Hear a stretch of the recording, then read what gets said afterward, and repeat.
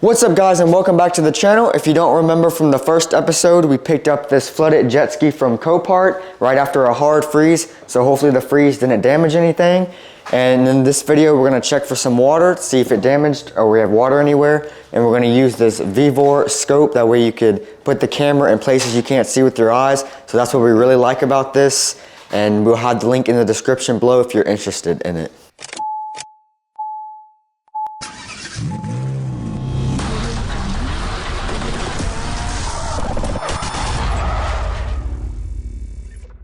Also, we know we have water mixed in with our oil. We saw that on a dipstick. So we got this pump, Harpy Eagle, had really high ratings on Amazon.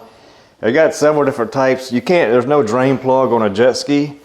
So you have to pump the oil out. So you either use a manual pump. There's pumps with you hook up with an air compressor, or this is electric pump. So we like this one the best. We're gonna give it a try. You're supposed to run the jet ski to heat the oil up, but we can't do that. So we're going to put the pump to the test. But I already came out here and removed the spark plug, so now we'll put the VVOR scope in. We got to remove the intake, because I'm sure the intake's full of water. No use getting all the water out of the oil, then the intake just dumps it right back in. So we're going to go buy some cheap oil at Walmart, just maybe get 2 or 3 oil changes in. So I'm not 100% sure what all we're going to get done today. I went ahead and bought this. This is a little water kit. I'll show you where this goes. This goes on your garden hose. This screws in here. That way you can run your jet ski and don't burn it up. So just in case we get to crank it up and run it, I have this.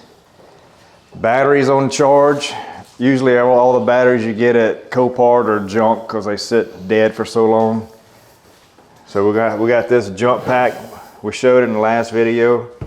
So we'll be able to use that to help crank it over. So let's get started. Scope it first, see if we have any bent valves or anything, and then go from there and then start taking the intake off. All right, so I went ahead and took all the spark plugs out. I'm gonna go ahead and remove these just to get them out of the way.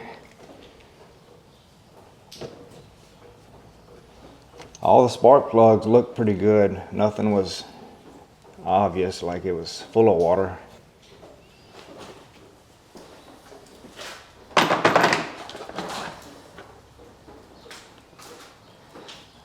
Try a VVOR scope. This thing is a must if you're going to work on engines.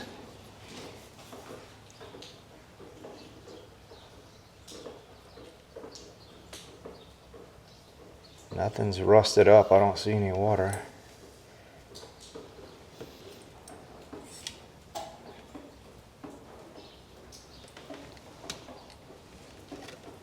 See the water droplets on that one?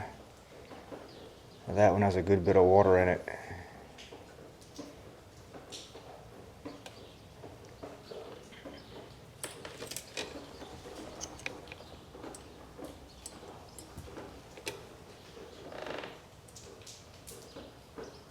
This one looks good. Oh, there's some water. All right, so we're gonna start by removing the air intake. You have to start removing the bolts, and then we might have to remove a lot more off the top, like this. What's this, a fuel line? It's a fuel rail. I think we definitely got to remove that. Fuel rail, and then the ECU. We're just going to have to get creative with swivels and different extensions, because it's kind of hard to reach a lot of this stuff. Looks like we're going to take out a good bit just to get this intake off. Because just the angle, starting to strip the head of this bolt right here, which we definitely don't want to do that. I think if we get this off, we'll be able to get a little more angle on that intake bolt.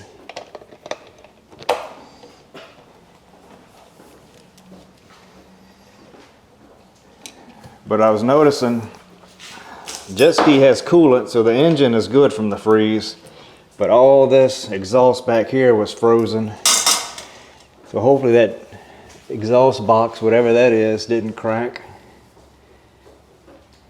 But I think everything's gonna be okay. I got the fuel rail loosened up. So let's see. Okay, yeah, we can move that now. All right, we got the intake all taken apart. Got it separated away from the engine. Tyler's taking these hoses, loosening those clamps up. I'm gonna loosen this one up. That way we can see about maybe getting the entire intake out. Just not sure this box down here. It's like the intake box. I don't know if that's full of water, if they have a drain for it, or what. But we're just gonna have to keep taking stuff apart till we kind of figure it out. All right, let's see. Maybe we can pinch it and pull it back. That one didn't have water. This one here was full of water.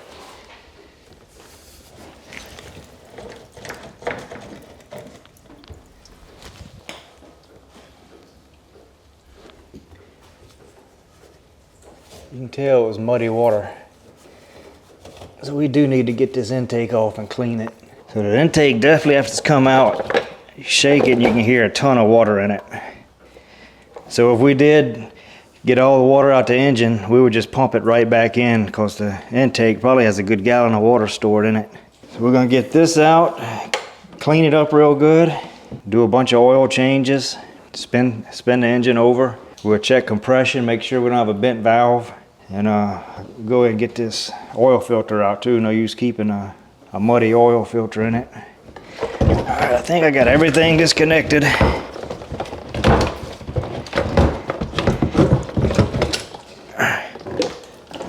See how much water is going to be in here. That's a lot. Lord. Have to dump that outside. See, that's why we had to take it off.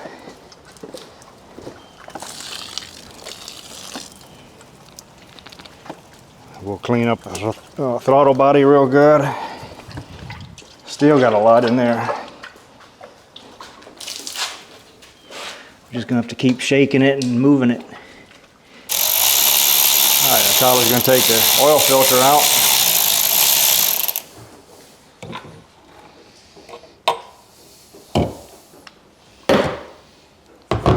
It's not too bad. Now put it back together. We'll just leave the oil filter out because when we're pumping all that muddy oil, it's no use running oil filters. You got to pull it to separate it.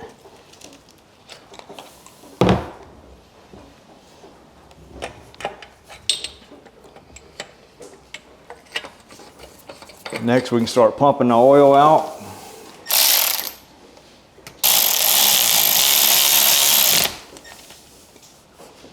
All right, so now we'll pump the oil out. I guess we'll go through the dipstick, get that out. We'll run to Walmart, get some cheap oil.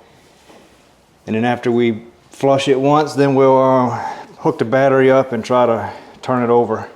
All right. Looks like it had an auxiliary battery cable. Must have been a fishing jet ski. Probably had like a battery on the back here or something. Maybe for their, I don't know, to keep their bait alive or something. All right, so here's the oil change pump. It says it only takes about 5 minutes and it comes with instructions and everything, so that's good. And we already have our bottle, our hose hooked up to it, and here's the pump for it. And then we're gonna put the hose down the dipstick. We could actually remove the whole dipstick since we got the intake going, set that over there. But normally you would go down through that. We're gonna feed this down till it hits bottom. Gonna hook up to our battery.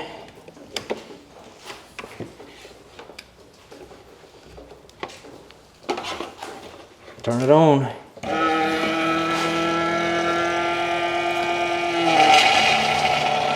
Yeah, it's pretty muddy. And it's cold today and the engine's cold, so it's not gonna pump as quick, like 5 minutes like it was supposed to. But this may be a good way to change like the Audi, because the oil filter's on top of the engine. Instead of trying to get under the Audi, we just go down through the dipstick and change the oil that way. And we definitely will have the link in the description for this.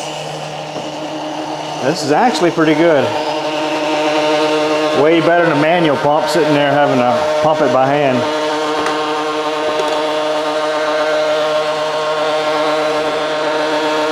I think it's about 3.8 to 4 quarts of oil.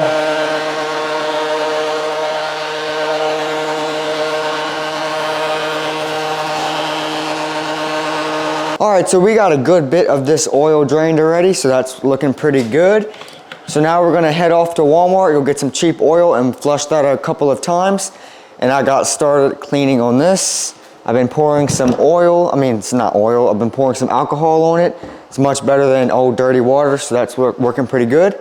So let's head off to Walmart, we're gonna go get something to eat, and we'll see you when we get back.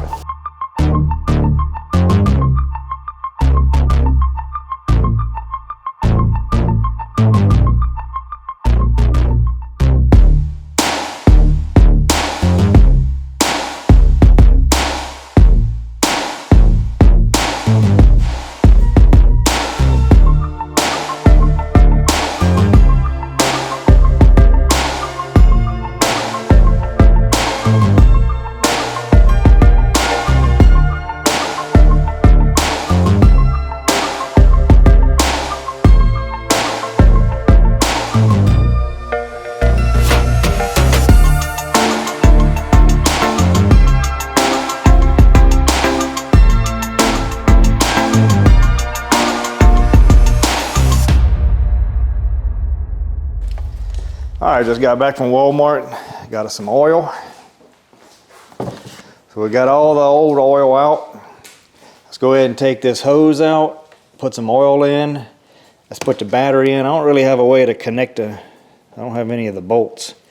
So I'm gonna try to put the cables on, see if we can fire it up and spin it over. I noticed the kit came with these little caps you put on the end, that way they don't leak oil into your box. So, I don't think we're gonna hurt anything by having the intake off. So let's put the battery in and see if we can spin it over.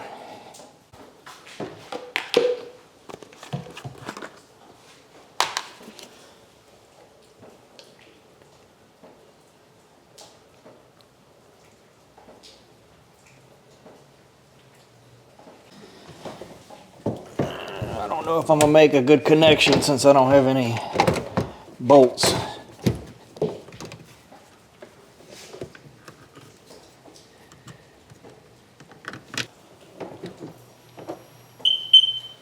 Oh, we have power. Let's see if it'll spin over. Oh, the water coming out.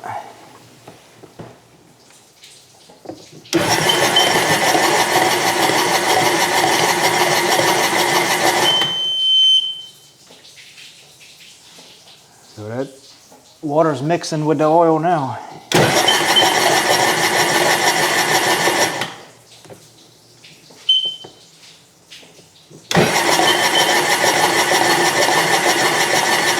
Look how milky that is. See how milky? There's a lot of water in there. So water was coming out of here. I just don't know where all this stuff, what it is. Like, I don't know what this box is back here. I know that side is the exhaust. This side's intake, but I don't know what the box is for. The box has water in it, so we're gonna have to get the box out.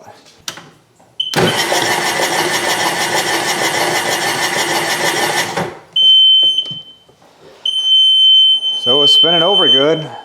That's good news. But it does have a lot of water in it. So I guess now we can check compression, make sure we don't have any bent valves. Because we do, we're just going to pull the head off and get the valves redone. So let's get our compression tester and test that. Be our next troubleshooting thing. All right, we're going to test compression. And I can't get the battery cables to stay connected, so what I'm going to do, I'm going to use this Lock Thor battery charger or battery booster, and maybe I can keep the cables connected better that way. Plus it'll give us some juice.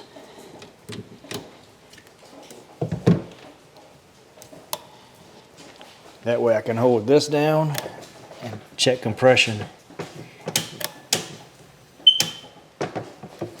Still not connecting. We're going to have to get a better connection somehow.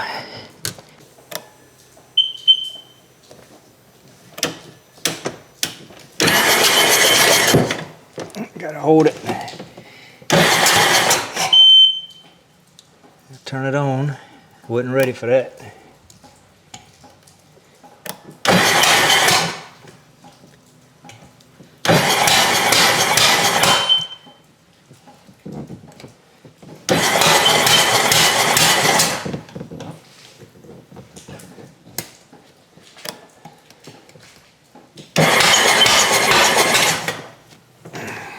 All right, I had to swap over to this. I couldn't hold it on, and I got 152.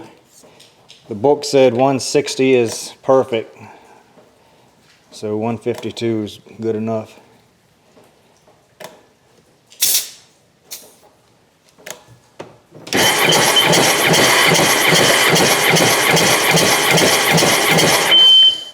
$151.5.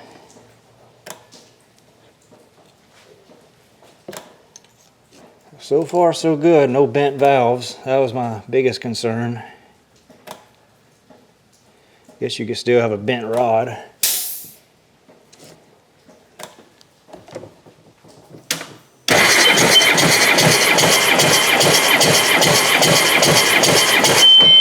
$162. So that tells us we're good on our valves.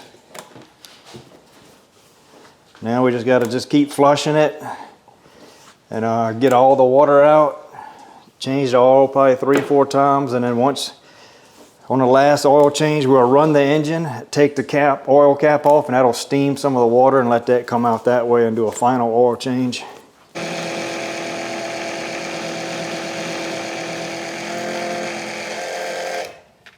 All right, so we're just going to keep going back and forth, fill it up, spin the engine over, pump the oil out, just keep doing that.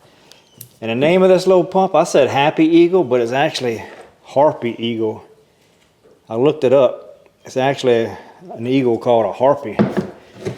So thank God we have this, because it would have been a major job just trying to manually pump that oil out. We're just going to keep doing that back and forth.